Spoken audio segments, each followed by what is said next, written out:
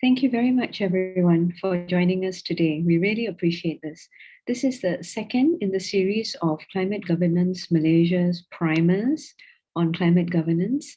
And today, we wanted to talk about the increasing expectations on reporting and disclosure of sustainability initiatives. What we're seeing is that the investment community is mobilizing on levels never seen before. And this is largely because it can't be argued that climate risks are not hugely material. They are going to affect how accounts are being drawn up. Climate change or climate emergency and decarbonization affects all of us. The energy transition, which the world has committed to implementing, is rewiring our economic DNA. So it's hard to see how any sector is going to be untouched.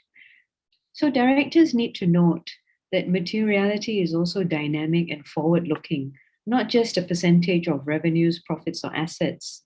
Also, decisions about materiality are not just a decision about whether it's material for the financial statements, but it's also a decision that needs to take into account what investors have stated to be important for their investment decision-making process. And many investors are categorically stating that they want to see climate risks, which are viewed as an existential risk, to be incorporated into assumptions underlying the accounts, and to see that these assumptions are aligned with Paris. So allocators of capital are demanding for increased disclosure, that the assumptions are aligned with Paris, that they are openly stating that their expectations of auditors and audit committees should comply, and that access to all of these extra financial factors will inform the firm's performance and also act as a proxy to the quality of management and therefore help to allocate capital more efficiently, because we recognize that unless numbers are aligned to Paris, behaviors will not be aligned. So we're really pleased to hear today from Ben McCarron of Asia Research and Engagement, who will share from his recent report commissioned by CLSA titled Stepping Green Stones, which reviews the extent to which leading Malaysian corporates are aligning their strategies to the realities of the changing climate. This is going to address what climate risks and opportunities are facing the Malaysian industry and how well leaders are positioned to manage these growing risks and also capitalize on opportunities. The industry response is critical for Malaysia to meet its own international commitment. And there's no single answer that cuts across all sectors and companies. So right now, it gives me great pleasure to welcome Benjamin McCarron, Managing Director of Asia Research and Engagement, to give us the first keynote of this session, how Malaysian corporates are aligning strategy to the realities of the changing climate. Welcome, Ben. Thank you very much, Sunita. Please would you confirm that the slides are coming up correctly? Yes, can see them. Thank you. Thank you. So we just started with the increasing expectations on reporting and disclosure, the framing for the actual session for the talk today. Briefly about ARE, we collaborate with investors to raise ESG issues with Asian companies. Our main themes are energy transition and its financing, and also sustainable protein. And we have as our main partners GRESC, who provide ESG benchmarking tools for real estate and infrastructure, and also the Asian Corporate Governance Association. I guess our first key message is that if you want to have good reporting, then you have to start with good strategy. And so in a sense, the start of good reporting is a series of actions that need to be taken before we even get to the reporting. As Sunita's already shared, businesses are going to need to adjust their strategy to anticipate climate change related risks and opportunities. And once businesses have started that process of adjustment, then they can report. So I set out a few steps there really on this slide, setting up the right governance and monitoring, revising the core strategy of the business to avoid risk and to capture opportunity. We'll come across a couple of examples later. then taking action and monitoring that action.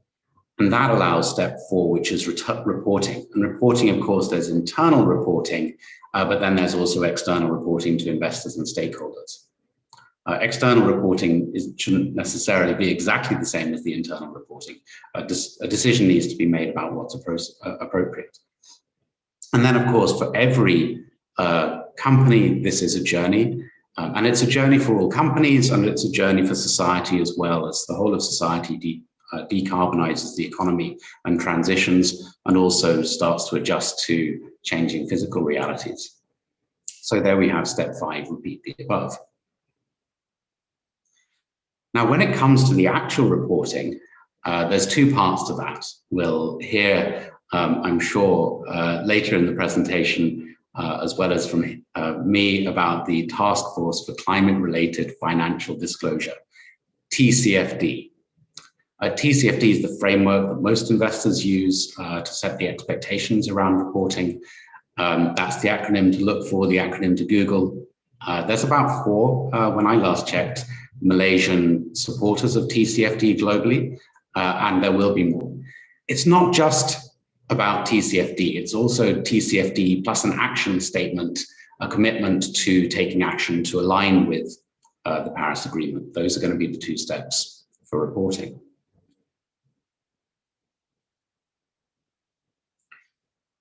So Sunita mentioned the report commissioned by Seri, and I'm going to share some results of some of our benchmarking in just a moment.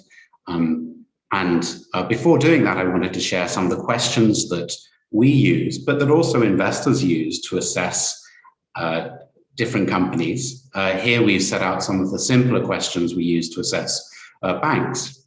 And we've set that out by the TCFD category. So TCFD, reporting framework, 4 components to it. You can see in the first column: governance, strategy, risk management, targets and metrics. And here we've set out some simple questions aligned with that framework that one can use to see how far along is a bank. And we use these typically as yes/no questions, but there's different ways. And it takes what's a sort of a complex set of questions and reduces it to a slightly more objective binary framework. So, for example, is there, at the governance level, is there a board level director or a committee that's responsible for sustainability or for climate change? Another governance factor would be whether there's external assurance on some of the data, like GHG emissions data. Then another one, which is, do the board members have appropriate expertise to be able to supervise the strategy and the strategic adjustment that the company, or in this case, the bank, is going through? So that's the governance layer. Then strategy, what are the climate-related risks and opportunities? For banks, there's opportunities in sustainable banking. We'll see that in just a moment. There's also the question of how to really think about transition risks and what are the scenarios. Is it going to be fast regulation in line with the Paris Agreement, or is it going to be slower regulation? And what could that mean for the business? Conversely, the physical risks. If society doesn't do much, the physical temperatures are going to increase a lot, flooding will be worse, sea level rise is worse. What does that mean for the business? So risk management and risk management approaches. In this context, we just used some basic indicators and questions on coal power. So for example, CIMB has just announced phase out times. They announced in December phase out times for thermal coal power by 2040. And just in the last couple of days, DBS has provided the same kind of announcement. And then finally, the targets and metrics. So GHG emissions. Now, of course, for a bank, we're more interested in the GHG emissions that are enabled by the financing rather than the bank's own emissions. And then also the exposure to high carbon industries. That shows where the risk could be, and then the opportunity could well be in the exposure to low carbon industries. And these are the kinds of questions that an investor can use to judge where a company is on the transition. So we wanted to show where that is for Malaysian leaders. And now we haven't linked the scores here with the companies. So you can see the companies, they're from a range of sectors: power, bank, transport, infrastructure, and consumer. The list on the right is alphabetical, but it shows you that they are Bursa-listed leaders. The average is 38%. And we used relatively basic questions to do this assessment. You can see there's a broad range. So some of them are very clearly taking steps up at 63%, but others of them are really very much still at the beginning of the journey. It's a journey that all companies are going to have to go along. This particular set accounted for about 15% of, or the emissions from these companies, direct emissions, is around 15% of Malaysia's 2014 total, to give you a sense of the scale. And so that's why it's really important these businesses do actually transition.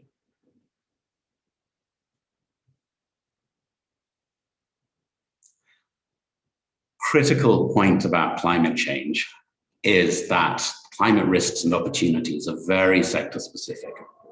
There's two primary risks: the physical and the transition. And then there's opportunities, and opportunities slightly more typically come from transition, but sometimes they also come from the physical risk space. So here we've just included some examples from the different sectors that we've touched on.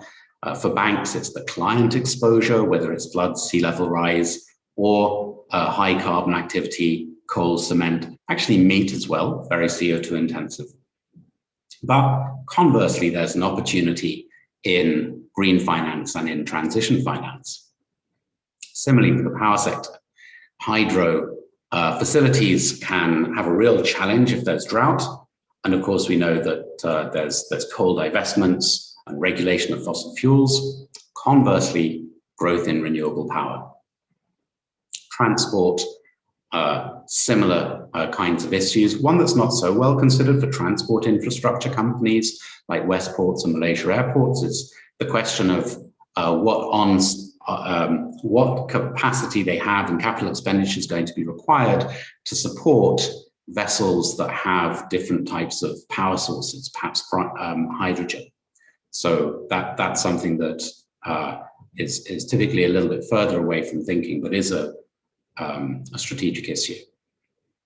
And for consumer, we focus on the supply chain disruption there for physical risk.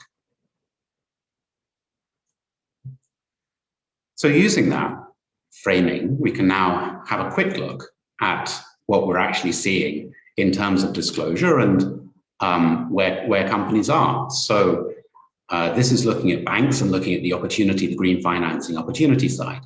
DBS estimated that there's a $3 trillion opportunity between 2016 and 2030 for ASEAN.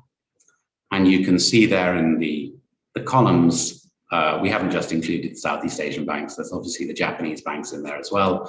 But here's some example of the kind of disclosure that we're already seeing. This is a good start. The banks that come out with sustainable financing targets, that helps inform investors of how things are going. It's a little challenging to compare these kinds of targets. Usually what happens is the bank comes out with its targets. Initially, you can see that those are very small in the context of a $3 trillion opportunity. But what happens is the banks come out with their targets. Usually they exceed it very quickly, and then they come out with a revised, far higher target later.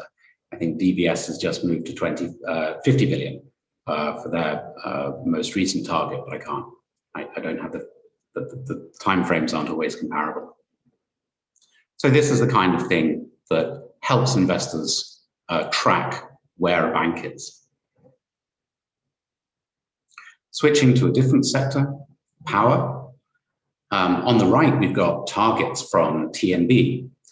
They gave two targets late last year. So they've stopped building new greenfield coal power plants. Coal, they're wanting to maintain below 25% of revenues. And they also have a reasonably ambitious target for renewable capacity expansion by 2025. So these are both great targets. They set future direction for a company. The investor can understand that. I would note one challenge. It's hard to compare that target to the Malaysian national target because of the points made there. The TNB target includes large hydro, and it doesn't equity adjust the international capacity expansion for renewables. On the other hand, have a look at the left. This is China's, Hong Kong's CLP, China Light and Power, their decarbonization pathway. Now, this shows where CLP expects the portfolio carbon intensity to be going out to 2050. And I think we'd argue that that provides investors with a much sort of deeper and greater understanding of CLP's strategy and approach over the longer term. Given that power assets are typically very long life assets, we would expect companies to have good visibility over how their portfolio will shift and adjust over time. And so we think that that would be the kind of step that TNB may take in the future. And to be fair, CLP is currently the only Asian company that's providing that level of forward-looking analysis, but the expectation is going to be sharply shifting that power companies across the region as well as across the world will be providing that kind of target. Renewable capacity expansion is an alternative. The final example before I close comes to Westports. And here we're looking at the physical risk side. So in the top left, this is an extract from Westport's disclosure. And what it shows is the port, and it shows an analysis. I'm afraid that it's too small to read all of the numbers, at least on this screen, but it shows an analysis of what could happen with anticipated sea level rise. It's a very helpful analysis. It clearly shows that Westports has been thinking about this. The text next to it sets out the basis of the assumptions used, where the scenarios come from. And the conclusion is, in this case, that there's enough clearance for the port and the dock, and in a sense, there's nothing to worry about. So what we find very good about that disclosure is that an investor can use that to assess the extent to which the company is thinking about this strategic issue. Now, when we analyzed it, we thought that the company can go a little bit further. We think that there's different scenarios for future sea level rise. It could come out worse than expectations, and certainly that's the direction of travel for the science since the assumptions that they use. And also the analysis only really covers the port and it doesn't cover the surrounding areas. So we think that they can extend in future. And that's very much why at the beginning I said, it's a matter of going through the processes and then repeating the above steps and becoming more sophisticated, and more analytical and being more proactive over time. And that's it for my sharing today. Thank you very much for listening. I'll stop. Thank you so much, Ben. That was really useful. It's not easy to reduce a complex set of questions to a binary framework, and I think you've made a very good start. This is your first ever report, isn't this, of this format? Well, on climate change with CLSA, it is. Wow. In the past, we've covered, actually many years ago now, we set out a framework for ESG. We've also covered palm oil, specifically. We steered clear of that controversial sector in this particular presentation. And we've covered meat and dairy as well in the past as well. Okay, very good. Thank you so much for sharing this. The average score of 38% was a little surprising.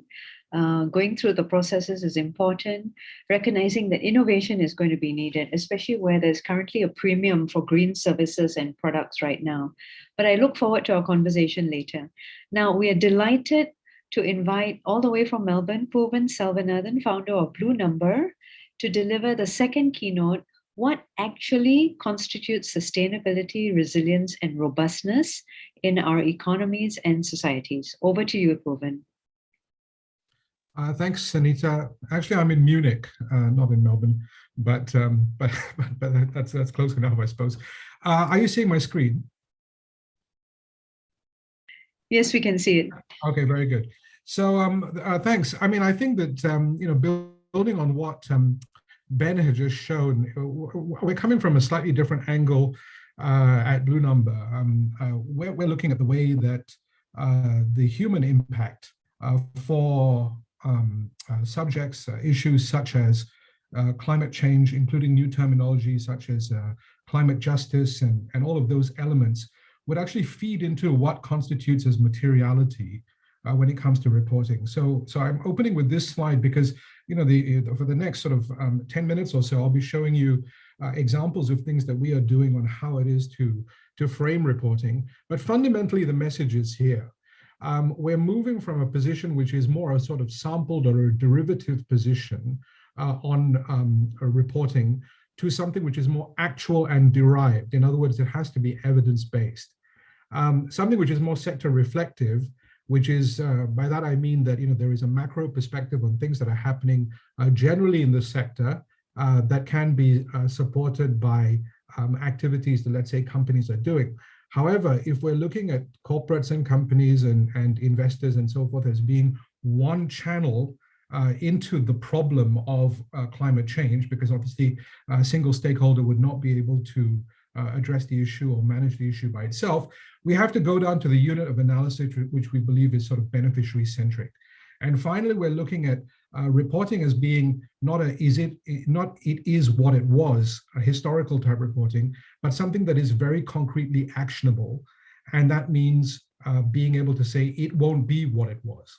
And I think this is where we are now, particularly in a post-COVID situation where the impact of the consequences of having fragile supply chains, of having a general unawareness in the population, all of these things are coming home to roost in terms of the way that we have been thinking about reporting on our economy. Now, this is a little bit about me. I've been sitting on different sides of the table. So the solutions that I've been working on since I left the UN, have actually been focused on the problems that I was trying to solve, either when I was working at a multinational like Sime Darby, whether I was creating policy, whether I was helping to write the SDGs. These are all tools that I wish that that I had, or thinking that I would have wished to have had around the table.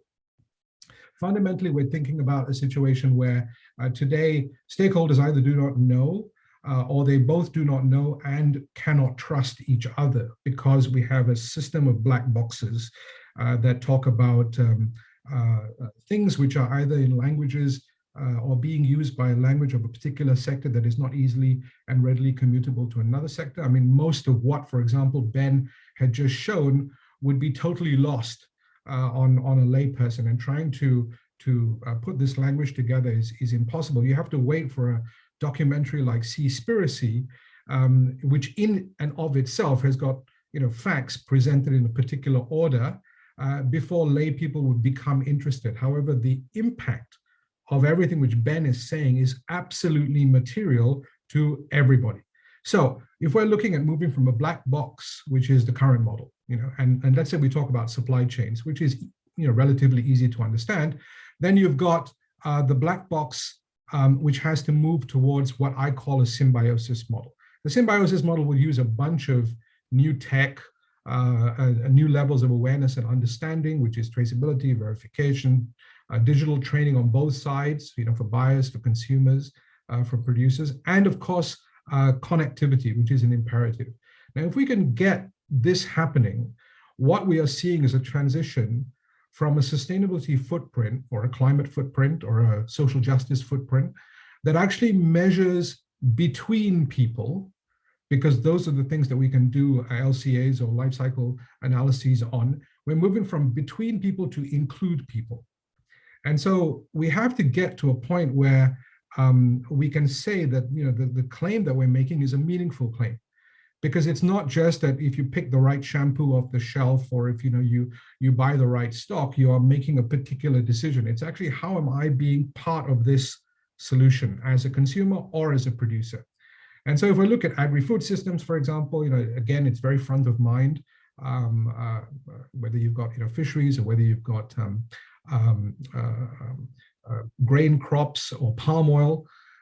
we need to begin to look at both sides of the equation. Simply producing more and making claims that this more intensified method of production is at the same time sustainable must have the reciprocity on the other side of consumers being able to make those conscious decisions to become sustainable. Therefore, the system becomes sustainable. And therefore, supply chains and so forth must show people, not just products, because the intent behind those consumption decisions and those production decisions are actually based on people. So if we look at the two people who are, in that previous diagram, you've got producers and you've got consumers. And what is it that we're looking at, in terms of reporting from producers and consumers? It's about dignity, it's about social justice, Black Lives Matter. It's about being able to look at the way that society is tiered in a particular way. Who gets the COVID vaccine first? Do rich countries have an automatic right to become cured or herd immunity first so that their economies can move quicker than others? These are all the underlying questions that we are studying now as a society, and we are actually getting results upon. So this kind of diagram simply says that, look, we are all in it together. If we're looking at something like sustainability, then we need to get to a situation where we can get down to the last degree or unit of measure. So now I'm going into the type of work that we're doing to expound on this thinking. Here you see an SDG scorecard, which we have developed at Blue Number, where we park some of the metrics for people, in this case, producers, oil palm smallholder producers, which you see on the right-hand side is the video. And then on the left-hand side, we've actually got social safety net beneficiaries in Bangladesh. It goes down to the unit of analysis of the person with regard to their livelihoods, their hectareage, and puts this all into an SDG framework. So we're looking at a beneficiary-centric application of the SDGs, not simply what a company says it's doing or what a government says it's doing, but now that we are 5 or 6 years in, are the benefits actually being received by those people for whom these programs are being organized. Now, if you take that data, which is actually on an individual level, and you start to put it into, let's say, the more granular data, which we have because of geolocations, because of specifications, this would be a kind of a map that talks about, and this is all palm oil, by the way, where concessions are, how much tree cover exists, how much tree cover is disappearing, where high conservation value areas are. All of these situations are things that we can do relatively easily today and very cost effectively today. So to not have this information when you are making reporting today, I think is absolutely irresponsible. So we must have this together with the individual level recognition of impacts. And here on this map, what you're seeing is individuals. This is a soy project in the US, and you're seeing a map of farmers and farms and their relationships to each other. We also include, for example, gender considerations. But if this is the granularity to which we must go so that we can then get to the point where we can layer the climate impacts, the deforestation impacts, the consequences of any given set of data, whether it's socioeconomic, whether it's household, and then it can be cross-referenced, education, health, all of these elements all play into the decision as to whether or not somebody's going to be part of the climate solution or will have to be a part of the remedy towards a climate solution, or is just always going to be part of the problem. Here we have, for example, 3 different applications of that exact same thinking. You've got an SDG scorecard and report for an SME in Malaysia. You've got in the middle a haze map for multinational companies and their contribution to open burning, again, palm oil. And then you've got a foreign worker map, which we are using in Japan, that is for foreign workers in a factory situation. So this is an SDG report. So you see that we actually ask questions. We use the score of verified responses, actual people, actual workers, and then we aggregate it up to the company. So if you've got a company that is making certain claims, and in this case, we also include COVID because this was done towards the end of last year, you have to be able to drill down to the last person. And that person has got to essentially corroborate what the report is saying. This, I would say, would be the minimum level of granularity that we could expect for somebody to ensure that we are not obfuscating what, or appear to be obfuscating what stakeholders should know. So if I go to the next, this is also back to oil palm. Once you get that level of granularity, and we'll see, for example, a lot of companies are using climate reporting by saying we can track deforestation down to our mills. Now, there's a consequence of that, and what exactly that consequence is presented here on this slide. When we go into mills, it's the impact of the people on the mills and around the mills. So here is a report that that we've created for one of our clients, which basically talks about the propensity of the mill owner to fulfill commitments that they have made. I mean, we saw in Ben's previous presentation that you have a company like Westport, for example, that has made certain claims about how it is that they're dealing with sea level rise. Okay, so what underlies that claim? Where is the evidence that says that you're using the right data to be able to make that assurance of risk mitigation? So here we have that metric, that set of metrics, and we also would be able to historically say, well, listen, here's that piece of land and how it's moved over a period of time, and we can see that it's gone from forest to planting to palm. Now, Google, for example, issued, I think, day before yesterday, Google Earth's new layer on how to look at the impacts of climate change. The type of work that we have been doing here essentially can be done by anybody at home now, with a little bit of training, and certainly any sort of teenager can do this. So this would be the minimum that we would expect and require for companies to be able to express about what it is that they are doing. Are they a problem, or are they contributing to climate change in a particular way? Here is our haze map. And in this case, what we're saying is that we are aggregating data according to particular points, to the extent that if we take a palm oil mill, we can look at whether they are certified, whether they are not certified. Certification for us actually becomes a body of claims. And if you look at certification, it's simply a kind of prepackaged set of what it is that we say we're going to do. Now, in this case, we can look at the public commitments that have been made by certain companies in terms of their sourcing.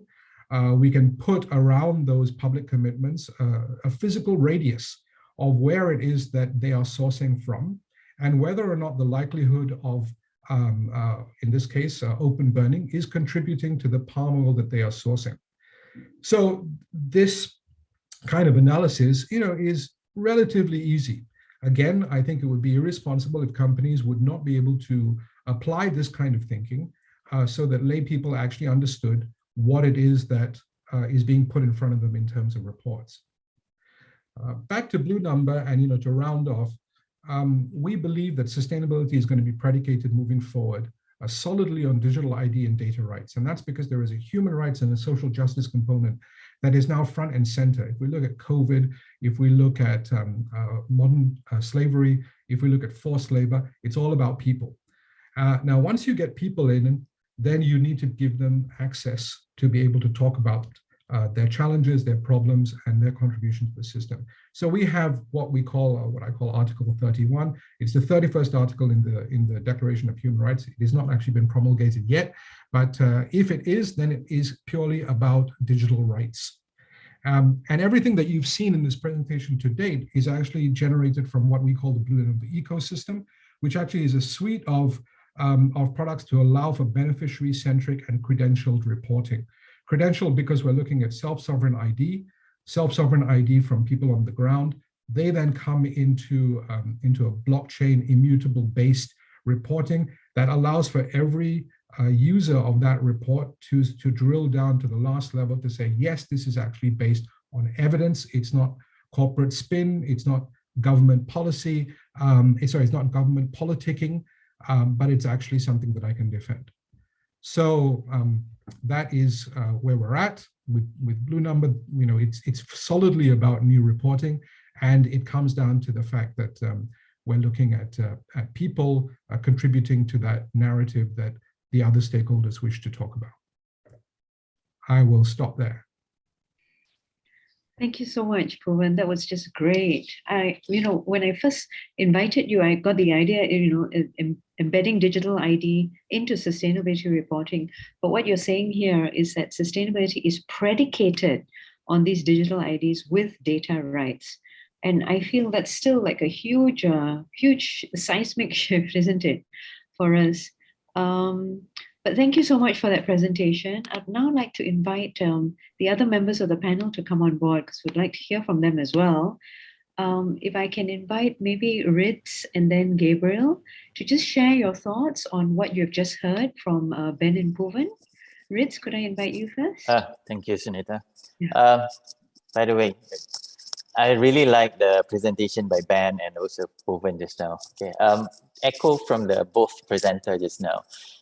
From EPR perspective, we see that the sustainability reporting is one of the very key criteria for us moving forward. Okay, for the information of all the participants at the moment, EPF is at the beginning of the journey. We started off our framework and base policy early this year. So at the moment, we are actually in the midst of developing our issues policy, like climate change issues, 7 key sector policy based on the holdings that we have in Employee Provident Fund at the moment. Okay, so historically, we always look from the financial performance. Yeah, but for the past couple of years, our team already started to incorporate governance as a factor into it. And as of the last 2 years, okay, our equity research team started to incorporate also environment as well as social, okay, factors into the assessment of all our investment. So we do observe for the last 2 years, there is an increase in demand in terms of more comprehensive, more detailed, more in-depth sustainability reporting among the investors. Okay, and EPF is one of them. And we started to engage all our invested companies, especially those strategic companies that we invested in Malaysia. And as part of our aspiration to be fully ESG compliant portfolio by 2030, at least for our domestic holdings, this is part of the journey that we are at the starting point, 2021, and our current roadmap is looking for the next 3 years in terms of what we intend to do in terms of publishing the sector policy, engaging all our invested companies based on the sector that the policy already ready and so on, and understand in terms of their own sustainability roadmap and also their commitment towards the climate change and so on. Okay, so in terms of that, I think currently the basis that we have, just like what Ben said, we are still not as sophisticated as what Puvan actually shared. We are still basing our sector policy in using the TCFD as well as SPE framework as our reference. Okay, as one of the largest investor in Malaysia, looking from the nation perspective, Malaysia as a trading nation, we cannot run from the scrutiny. I think most of you know what's going on with 2 Malaysian global entity currently that has a issue with the US CBP and whatnot. So those are the issues that we're actually addressing with those management of those specific companies also, to understand how they actually trying to resolve all these particular claims by the shared liability and whatnot. So there are active engagement ongoing. At the same time, we also trying to understand from what are the activities that they are done, trying to basically resolve all those issues. Okay. We also understand in terms of, I mean, all this while we are only looking from the financials. Since last couple of years, once we actually incorporated sustainability into agenda into the organization, we are also looking in terms of identifying the issues with respective investing company, because we are looking not only from financial return but from the long term. If the company, like for example, the products get banned, there is a legal implication, the loss of sales, and reduce the dividend that EPF actually received from the company, as well as the value of the company actually reduce. So indirectly, it's going to impact us, especially our 14.7 million members, in terms of their savings, the hard work that they put in terms of getting their savings with EPF, and also eventually in terms of their, finally is about their pension saving. That's very crucial for us in EPF.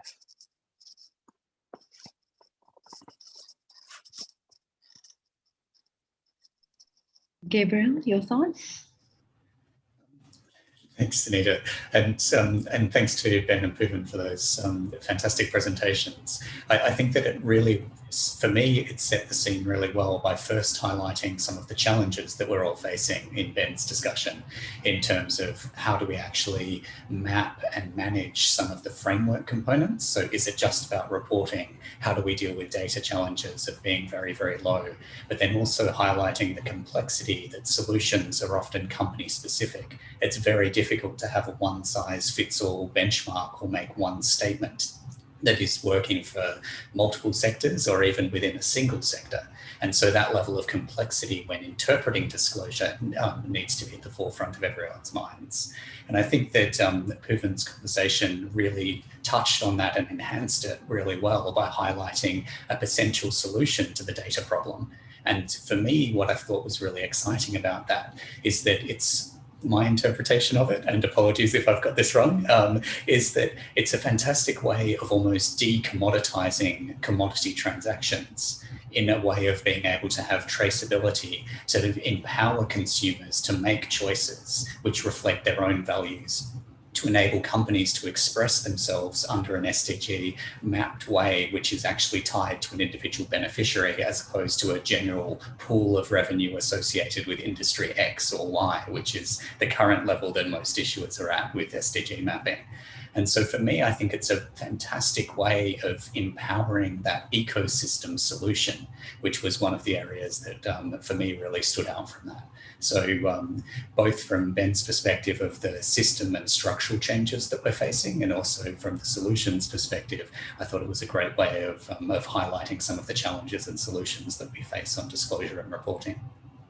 Yeah, thank you. Absolutely. I'm just amazed being able to drill down to the last person. And this actually corroborates the claims and provides increased assurance. So I really love that idea. Anyway, let's move on now to the first question. There's some questions coming in, but I'm going to ask you two questions first before we take questions from the floor. So starting with you, Gabriel, there are many paths to mandatory and they're all complementary. The most important thing is the direction of travel. I understand the majority of the largest firms and asset allocators are looking at a TCFD-SASB combination, but I've also noticed that in the last 12 to 18 months, there's been tremendous momentum and the conversation has shifted drastically towards sustainability being embedded into the DNA of the organization, away from a checklist approach. So from your point of view, when you're speaking to your clients from a portfolio management point of view, where do you see the direction of sustainability reporting right now?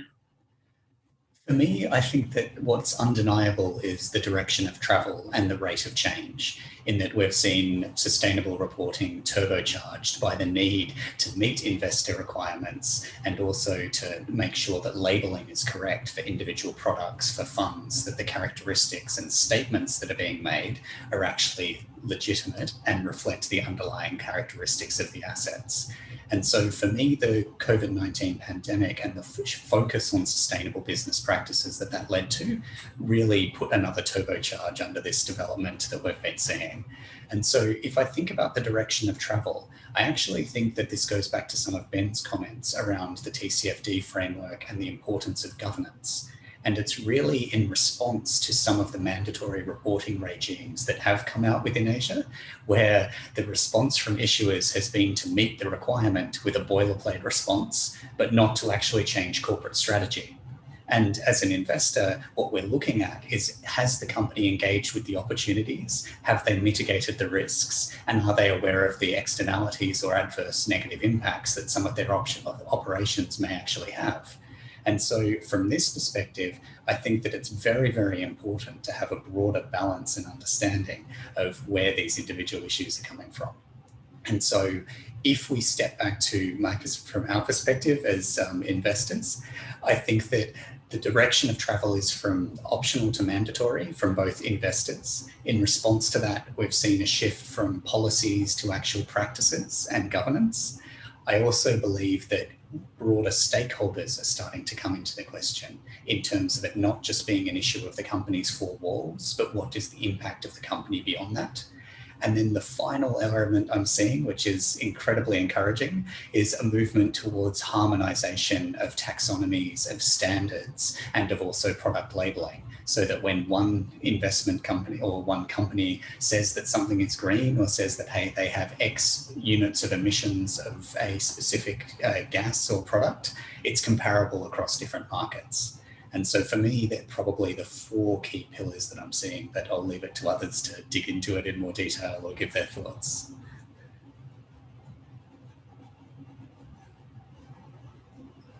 Okay, I think can follow from what Gabriel had mentioned just now in terms of the harmonization. If you've seen last year at the international level, actually there is a joint statement from the 5 sustainability reporting organizations like SASB, GRI, Integrated Reporting Council, CDP, and Carbon Disclosure announced that they will be jointly develop a comprehensive global corporate reporting system. And in September last year also, the World Economic Forum actually announced that they are collaborating with a Big 4 accounting firm to introduce universal sustainability matrix and reporting. Okay, nearer to home, actually today itself, there is a press announcement by the Institutional Investor Council that is chaired by EPF at the moment, jointly with the Capital Markets Malaysia, actually published a press release about the launch of the Sustainable Investment Platform. Okay, it's actually, the aim is to support the institutional investor and also fund managers in Malaysia to further enhance the capacity building into our data collection, the first one, developing joint tools and also methodology. So in a way, this is the first step for the Malaysia moving towards harmonized in terms of the sustainability reporting. Okay, hopefully by this actually will further support and spur the innovation in the sustainable investment in the country. So I think this, we hope more stakeholders, like for example, other agencies like, or any other organization like CEOs Action Network, there's about 50 organizations involved at the moment, Climate Governance of Malaysia and so on, can actually be part of this so that we can actually eventually have one template for, at least for the corporate Malaysian. That's where I'm coming from. So taking into from that angle, I think the other part I'm quite interested is about whatever work that Puvan is doing in terms of leveraging on technology, the blockchain technology and so on, to assist in terms of getting this platform be able to be utilized by everybody, not only the big corporation. We should be moving forward from the startup, so that startup can actually, whenever they start out a company, sustainability become one of the agenda upfront. The SMEs and eventually, obviously, all the listed equities companies and whatnot. The other part of it, I think, besides the reporting, I think more importantly is about just like financial reporting. We have the internal audit and also external audit to come and certify and assure whatever that is claimed by the organization. Hopefully, moving forward, it becomes part of the regulation that sustainability reporting is also be certified and audited by an organization. Okay, once we actually have more standardized framework and standards. That's from me. Thanks. Maybe if I could just add to that. I think EPS is a very interesting sort of organization, relative to others, because of the nature of the membership that it has and the the kind of the stewardship role that it plays in terms of members who trust EPF, to act in a responsible way on their behalf, and perhaps to express what it is that they feel should be right with the world. And that's very different to somebody actually choosing to invest in a particular fund, discretionary basis on particular companies and so forth. So if we look at a challenge like COVID, which has now sort of become, which will continue for a while to become an exemplar of how to react, would existing reporting standards be able to have handled a response to COVID and would have been able to contribute to us building better after COVID? My immediate response is no, because there is no connection between the granularity involved on the number of victims, the number of ventilators, the geographical location of where these things are happening, whether goods can move between countries. All of these new measures that came into how we respond to a threat like COVID actually are not captured in any existing reporting framework. So if we're trying to now solve the next problem, because everybody's saying, okay, COVID is the mini tsunami. The tsunami is actually climate change. Would we be able to use the same response mechanisms in terms of reporting to deal with the actual tsunami when the actual reporting mechanisms that we had before could not deal with COVID? And I think that's the question to ask when we talk about reporting moving forward.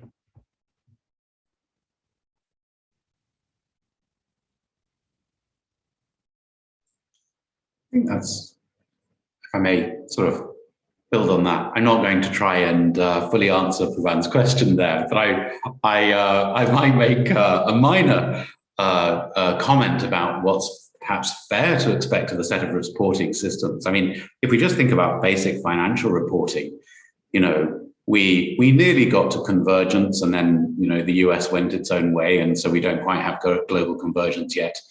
And then most countries, implement FRS on some kind of timeline. That needs to be actually in Malaysia, the accounting for agriculture, I can't remember the precise term, but basically the agricultural sectors, it took a while for harmonization to happen there because of the whether the palm oil fruit that's growing on trees, because they're long duration assets, how they should be treated. So my point there is it's taken, at least 100 years to kind of get some kind of convergence on the financial reporting side. So if all of the organizations that Rid's mentioned in his, the press release that they're going to harmonize, we've shortened the time cycle for that harmonization by 80, 90%, let's say. And I think that's sort of tremendous. And I hear many managers, leaders, investors, and so on and so forth get frustrated by those different types of approaches. And I sometimes feel that that's being a little harsh. It is definitely confusing, but each of those organizations that are producing standards, they're typically in not-for-profit organizations that out of the goodness of their hearts have gone and produced some kind of standard for the benefit of society and for the benefit of directors and firm managers and boards and so on and so forth. So I sometimes wish people would just be a little considerate about the set of challenges that they face and that they face in terms of harmonization. That's one thing that I often feel a response about. I guess from our work, yes, everything is sector specific in terms of strategy. The one piece that I think might not be sector specific or that can apply over multiple different sectors is the governance approach. And given particularly our audience of non-executive directors, the idea of forming a sustainability committee, that has been the way to, tackle the challenge of audit. Not everybody on the board is going to be an expert on audit matters. So pick a few who are, and then they should have oversight of that. Similarly for nomination, remuneration, perhaps risk and so on. Our observations being that the companies that have got a sustainability committee are able to drive changes in the business and strategy better, further, faster than those that don't. So that would be just the one suggestion from me. Thank you. Thank you so much, Ben. I really like the points that were raised, and it was only yesterday during a CLSA internal in-house webinar that the first item that we spoke about was the world's largest pension fund, the Japanese pension fund, pulling back from ESG investments because they appear to be underperforming the market. And so this also speaks to Puvan's point, which is sustainability reporting in the current framework, in the current format that we're seeing, is that sufficient for us to make informed decisions about allocations of capital? So we'll need to stop here. But my second question is, from the government's point of view, because we've really spoken from an allocator of capital point of view, but from the government's point of view, what are your thoughts? Because Asia has been very slow to this conversation. Aside from the three Asian giants, China, Japan, Korea, no other country has really demonstrated alignment with Paris, which is interpreted as net zero emissions by 2050. But on the other hand, this region with economic growth powered by coal is the factory for the world, and arguably, many consuming nations have outsourced their carbon footprint to this region. So what should the Asian narrative and priorities be for decarbonizing our economies, protecting our biodiversity? How should we maintain commercial sustainability and environmental sustainability? If I could pass the floor to Gabriel to share your thoughts. Thanks. And for me, this is a really complex question, partly because I think that often people would like black and white answers, such as we just need to get straight off coal or coal is going to be around forever. I think that somewhere in the middle is definitely what needs to happen. And interestingly, I was noting in Ben's slides, there's the exact wording in BNP Paribas Asset Management's strategic and thematic areas of focus, which is the energy transition. So when we talk about transition, we don't talk about turning off coal overnight. We talk about a pathway that is able to protect economic development while also meeting the requirements of transitioning to net zero of the broader Paris Agreement. And so for me, that transition component is critical. And what we've actually seen is that if we look at Malaysia as an example, the ambition on renewable energy targets with large-scale solar deployment, the potential comments by some of the utility players around converting coal-fired assets to gas, of not putting in new coal. For us, all of these sorts of things are incredibly encouraging as investors because they point towards genuine engagement with that glide path towards net zero. And so for me, I think that the key enablers here are around better technology, lower cost curves for renewables, potentially better battery technology, the potential for hydrogen blending as a longer term solution for gas assets to converge potentially. But it's all of these sorts of things that form part of a very complex solution to the problem.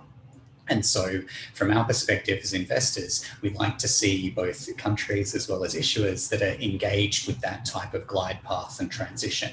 And I think the slide that Ben also put up about CLP and the transition pathway that they're talking about, for us is encouraging that they're thinking about their long-term trajectory in terms of that decarbonisation pathway. And another important element here is that a lot of the solutions aren't actually set in stone, and a lot of countries that have come up with net zero commitments or companies that have come up with net zero commitments have an other bucket of how they're going to get there, which is technology improvement or other sorts of things which haven't been developed yet. So I think a lot of these approaches are a work in progress, and that we need to partner with issuers in order to help drive the momentum and ensure the commitment is where it needs to be. Because again, it is about transition, it's not about staying still, and the transition has to be ambitious enough to hit the targets that we need to see in order for net zero to be realised.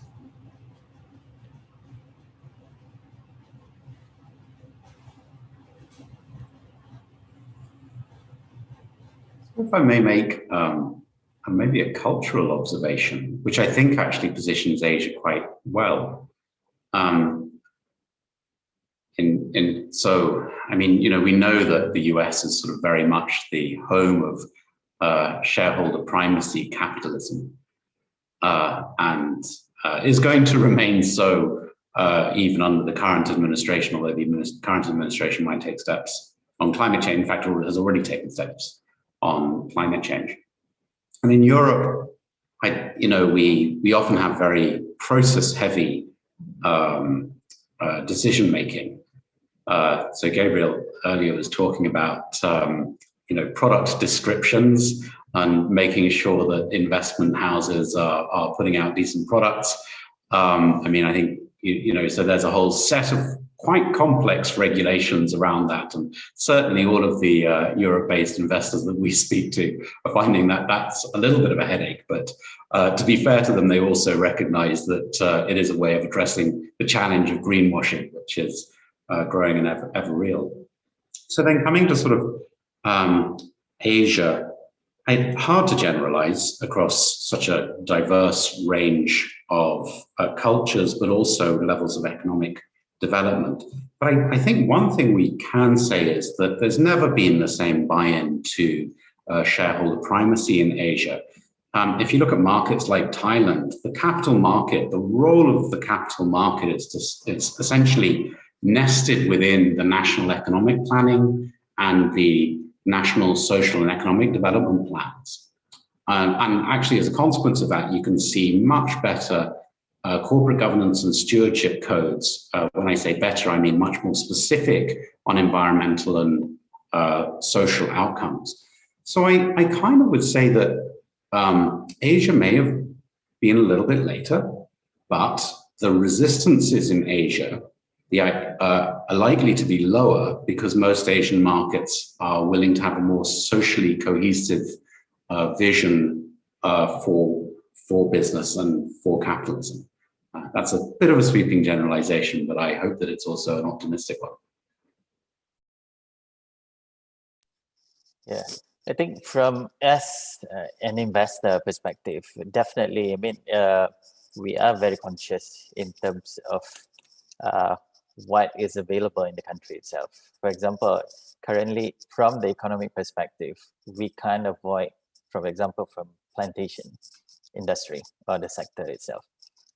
It is more about, okay, for now, for example, the major palm oil producer like Samdabi Plantation or any other IOI or KLK or any other organization is in terms of how they actually adopt the RSPO and address all the concern from the net importer of their products, for example, in the European countries and whatnot. Okay, and at the same time, the government also need to play a role because the entity itself, for example, even the entity actually has a first grade RSPO 5-star rating and so on. But if there is no intervention from the government, because a lot of this commodity export and so on is always tie up between government to government. Okay, so the government also need to assist all the individual corporate entity because this is about the sector and this is about the economy of the country. It's not about one entity. So I think that's where a bigger role to me from the agency, from the government itself also need to come in place, not from the entity itself. Yeah, because looking at it, I think Samdabi Plantation already done a good job. Of course, it's not perfect, but there are certain things that need to be addressed. But in terms of RSPO adoption and so on is there. Yeah. That's where I'm coming from. I don't want to touch on the power generation and so on. I think it's in the similar situation.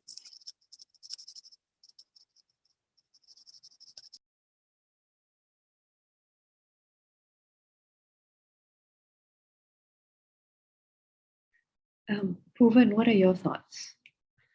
Well, I'm obviously very familiar with both the Top Glove situation and the Felder and the Samdabi situation, having written the sustainability policies for Samdabi and been on RSPO for several years, writing the standards and introducing, in fact, human rights standards into RSPO at that time. So ironically, none of the issues which those companies are facing now actually have a direct relationship or are qualified as climate change, because it's all forced labor and modern slavery. So the interrelatedness of climate change with these new social issues, I think, is there. That's a given. And I don't think that we would be able to say that we have all our mills are RSPO certified, but we still employ some people whom we can't quite track. These are not things that kind of balance each other out. So we have to be realistic about, does RSPO, does in fact any standard, which comes back a little back to the previous thing, does any standard actually give the assurance that would be necessary to say that we are taking the steps that would give our consumers and others assurance? A government like the United States, I think, is particularly interesting. I mean, I've worked with CBP for a while on certain issues. They are very people-centric. I mean, that's the problem with democracy. They actually, listen to what people say, and so I think that if we look at the Asian situation, shall we say, we have a different relationship with democracy, and that's probably something that needs to be addressed, to Ben's point, as a cultural observation. Because if we're looking at a supply chain that is looking at the magnitude of climate change, and democracy at one end is beginning to drive certain decisions, then we need to have the entire system looking at the true element of democracy and people power in this decision making by Asian governments. I'm trying to be sensitive. Maybe I'm not being as sensitive as I think I am trying to be. Thank you, Puvan. Let's tackle some questions from the floor now. There are questions for Ben, Puvan, and Gabriel. So, Ritz, please jump in wherever you feel that they've gone wildly off track and you want to violently lodge your protest. So, for Ben and Puvan, there's a question about where you're sourcing your data from. Benchmarks for greenhouse gas emissions, globally or by country, whether this data is available for Malaysia, the right methodology to calculate emissions by sector. I think that's a very straightforward question. And the next question for Gabriel is how BNP itself has navigated effective sustainable governance, especially as the world's largest pension fund seems to be struggling with this. So let's start with Ben and Puvan, please. Ben, you want to go first? Well, I mean, the result that I gave a 15% figure. So the company numbers I just took from the companies, and there's all sorts of scope challenges from an investor's perspective when analyzing a company, because let's just take an airport. The airport's own emissions is of much less relevance from an absolute carbon perspective than the flights. Obviously, right now, there's not that many flights. But if we're in a business as usual kind of scenario, the best national resource that I found from Malaysia was the 2018 biennial update report to the United Nations Framework Convention on Climate Change, which sets out the data for Malaysia. But the way that the UNFCCC does it is by sort of chemical process rather than sector, which is the right scientific way to do it. But it's a little bit confusing. If you're an investor, that's very confusing. If you're a business operator, a bit less confusing. I'm going to leave it to Puvan, though, for the methodologies. Well, actually, to pick up on an example, the airport operator, one of our clients is an airline, Japanese airline, and they are looking at it from the perspective of ethical sourcing of all food, which means that you have a whole a slew of data on life cycle, on ingredients, on supply chain, also on human trafficking within their cabins, and then you've got passenger footprints, and you tie all of this data together to triangulate. So essentially, any given data point, a flight moving from Tokyo to Chicago is simply one thing, and the airline is simply saying this is the emissions of the fuel. But you then have to corroborate it with passengers. You've got to corroborate it with the in-flight meals that are being sent, and you've got the social justice element. So we have a whole host of public data that we triangulate against the actual data points of people who are there at a given point in time. So we're moving our entire system towards, if somebody does not corroborate the data that is being given on a statistical or a sample basis, then essentially that data is worthless.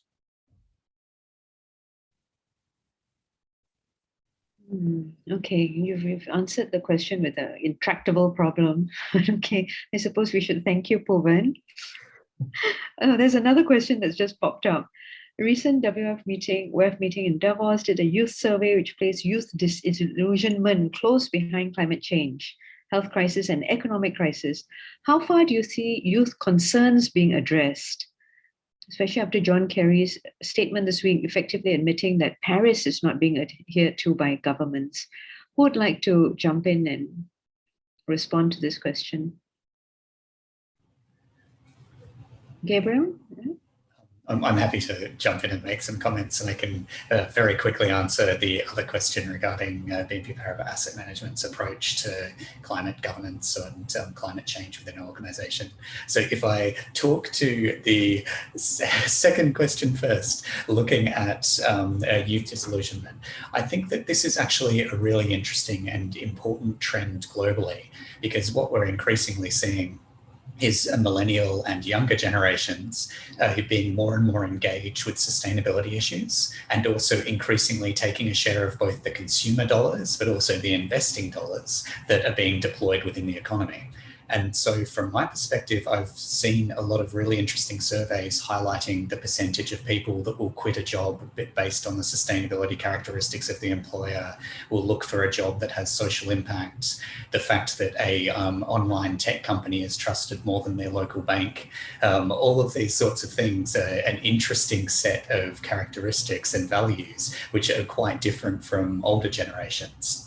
And for me, this comes down to some of Puvan's earlier points around data and the potential to mobilize consumers to actually impact the entire value chain. And so if you've got an informed consumer, you can lead to informed decisions, which can mean that sustainability starts to become much more of a competitive advantage. And the companies that are claiming one thing and doing another, leading to that disillusionment gap, would be very quickly found out in that sort of environment with increased transparency. So from my perspective, I don't think corporate reporting is the solution to all problems, but I do think that transparent reporting and, importantly, being able to communicate the culture of the firm is a critical part of this. It's not just about boilerplate reporting. It's about communicating the strategy, the objectives, the aims, and how these values are lived within the organization that can be really critical in driving that level of engagement and potentially help address that disillusionment gap. A 5-second response to the earlier question. For BNP Paribas Asset Management, we actually set out our approach in our global sustainability strategy, which I'd encourage everyone to look at if you're interested in the details of this. But it really starts with our view that ESG integration is completely aligned with value generation and alpha generation, and that a lot of it just comes down to how the data is used. And we essentially see it as more information leading to more informed investment decisions. Specifically on climate change, all of our in-scope portfolios, so the vast majority of our AUM, needs to have a lower carbon footprint than our benchmark, which means that all of our funds are actually sitting there and focusing on the emissions intensity of their portfolios. We also combine that with sector-specific policies, which are targeted towards an energy transition. So for example, our energy sector policy doesn't just exclude all coal-fired assets or any producer with coal-fired assets. It looks at the intensity of the energy generation of their overall portfolio and whether it's on that right glide path that I was mentioning earlier. So these sorts of things build it in at a very grassroots level within the organization, but also our CEO sits on our sustainability committee and is the one who's validating the fact that all of our strategies are actually meeting these criteria and objectives. So from our perspective, it starts with values. Metrics and targets can help reinforce it, but then top level buy-in and oversight is critical in order to ensure that it's actually being followed and that the message from the top is very clear. So thank you. Thank you so much. I really wish we had more time to continue this fascinating conversation. Could I just invite each of you to give your 1 to 2 minute wrap up on what you think. Just to summarize, maybe starting with Ben, Puvan, and then Ritz and Gabriel, please.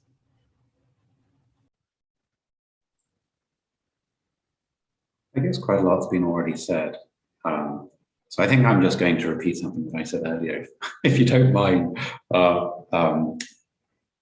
As an advocacy point on board sustainability committees, great idea to set them up. Please do. So I would actually also repeat something that Ben had said, which is that the things that you may want to report externally may not be what you're reporting internally, and vice versa. There may be a gap.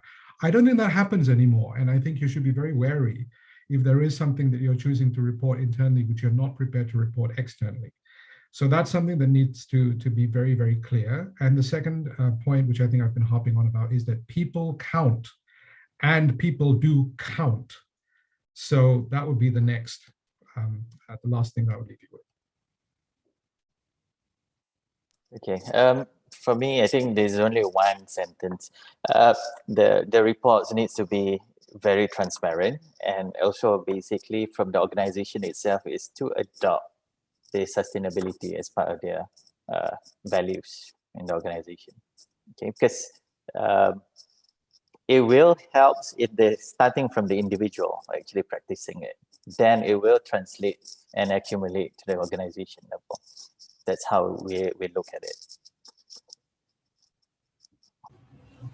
And from my perspective, my final thoughts are that the direction of travel of corporate reporting is undeniable. It's definitely increasing in focus, in intensity, and the data tools and technology that's facilitating transparency is increasing.